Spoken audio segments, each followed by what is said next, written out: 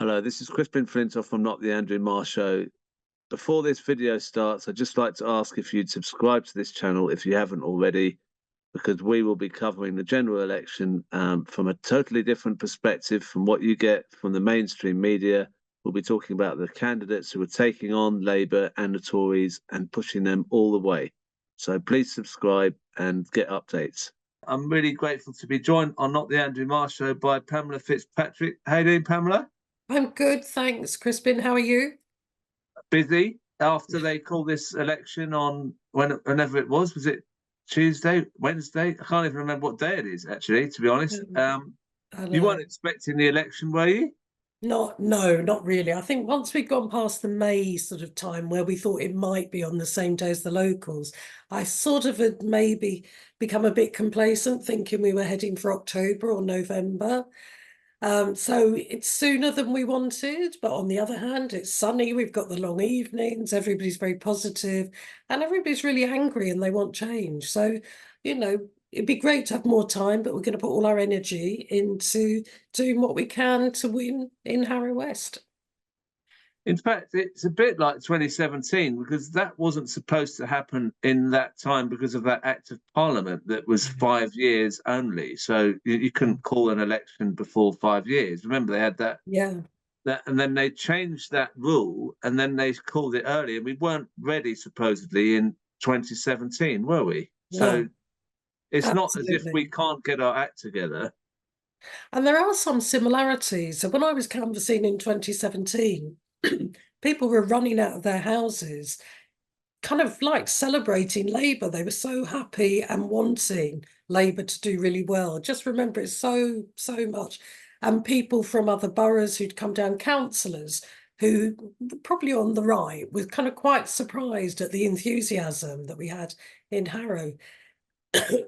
And I feel like it's the same, but this time it's for independence because people are so sick of Labour, you know, that they're just so happy. People have said to me, the comments we've had, like it's the first time they felt excited about politics in kind of, over 5 years, or that hope's back, all really, really positive things. And we always had a happy campaign when I stood before in 2019, but this is really, really positive. So I think it's going to be good. Yeah, I mean the thing that's amazing is that you're part of the collective which was announced, wasn't it like a week or two before Sunak got rained on and announced his thing? Well, it was very close to the announcement. It's almost uncanny that you'd made this set up this thing called collective at that point. Well, the collective, it isn't that new. We've been working on it behind the scenes for about a year, really.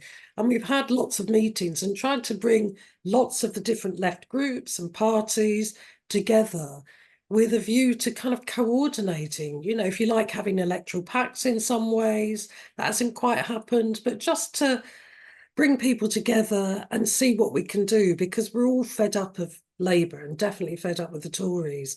And there's no longer a kind of, a movement really for kind of ordinary working class people. So that was the intention. And we actually had a soft launch much earlier than that, but it was really soft. So we've kind of been announcing for a while, but very gently. But now it's kind of obviously ramped up with the election.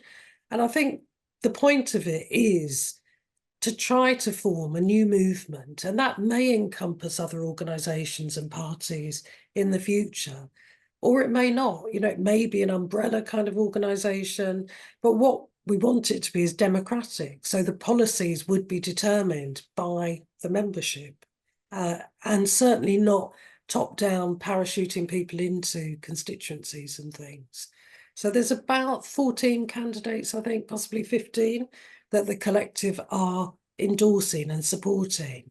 It might have been more if the election hadn't been called so quickly, but they're all people who have got a solid left background, people who've been trade unionists, are trade unionists, and, have been active throughout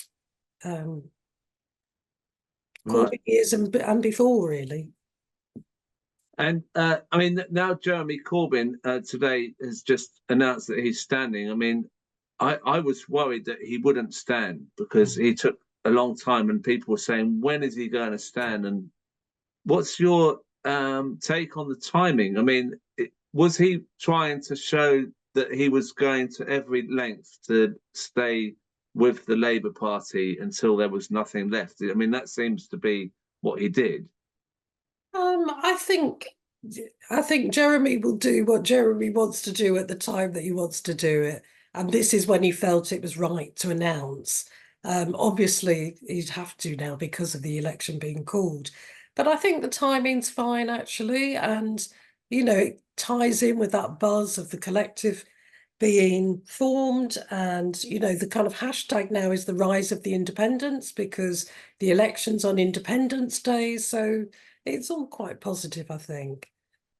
Well, and the thing about the independents is, I mean, there's a good number. As you said, how many do they have? 15.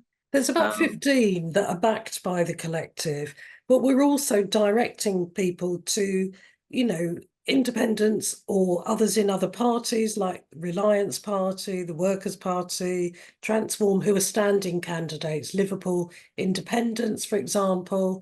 So all of those we're kind of directing people to so that you'll know where there's a left candidate standing. Now that longer list is dynamic and may change, as people make us aware of them. But the actual backed candidates are only about 15, I think. Now, what's the date that people have to give their nomination papers in? Because some of there needs to be some discussion on some candidates maybe dropping out for others. Yeah. And it would be good if on this interview we're having, we could try to push for some dialogue to be made on some constituencies before that happens. What is the actual date when the nomination papers have to be in? Do you know? Yeah, there's a very short window between the 4th and 7th of June, I believe. So it's a very short period. I agree with you. You don't want 2 or more left candidates standing. If we do, then Labour will be rubbing their hands because it will mean that Labour will win or Conservatives will win. There has to be, people have to put their egos aside and have to think about it's for the greater good, the bigger cause, trying to start a movement where we have the best chance of getting good, solid left candidates through the system. And all the odds are stacked against you as an independent. We realise that. So that's partly what the collective is about, is giving that kind of knowledge, support, even just getting through the legal processes of the finance rules and everything. If you haven't been through that before, it's quite a minefield. So having that support, hopefully will be helpful and get over some of the hurdles.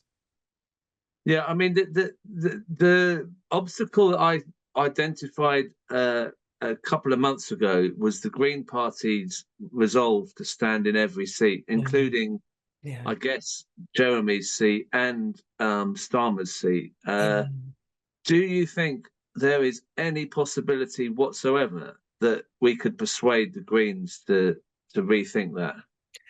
Well, I would hope so, because say in my area, we've had discussions with the local Greens who are quite reasonable, but they're only standing paper candidates, for example, because their policy is to stand a candidate in every single constituency. And that really is silly, I think, because they're not a big party. If you're not going to be able to put the resources into it, you'll take some votes and could take some votes away from a good left candidate. The same could happen in Islington North, or where Andrew Feinstein's standing. So I would hope that they would come, think again about that, because they've got some key seats that they want to win and have an opportunity to win that. So you would hope that they would put their resources into that. So I mean, if the left candidates on independents and other left candidates in, say, that Bristol seat, if they didn't stand, surely that would be an inducement for the Greens to think, well, if they get the Brighton seat and that Bristol seat, then they've got 2 MPs, which they've never had.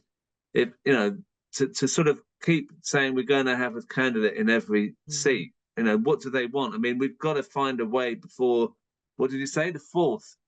It's between the 4th and the 7th that people have Right. got to put in the nomination. So So by the 4th, we've got to have some discussion to sort that out. I mean, this would be a great coup if we could get one candidate in each seat as close as we can to as many seats as possible.